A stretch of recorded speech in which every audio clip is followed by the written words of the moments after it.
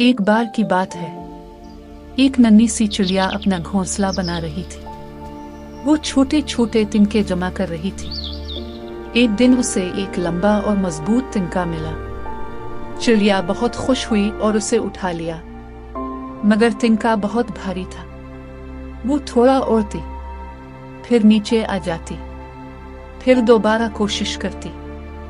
रास्ते में एक कौवा हंसने लगा।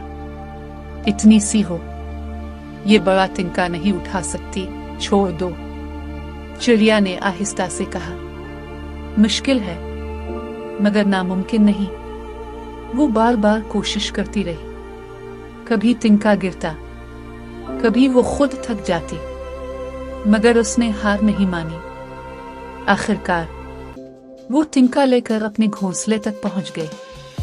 चंद दिन बाद इसी मजबूत तिनके की वजह से इसका घोंसला हुआ में भी नहीं टूटा।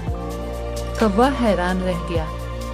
चिड़िया मुस्कुराकर बोली, मेहनत से उठाया हुआ बोझ आगे जाकर हिफाजत बन जाता है। बच्चों, मेहनत कभी जाया नहीं जाती। आज की मुश्किल कल की ताकत बन जाती है।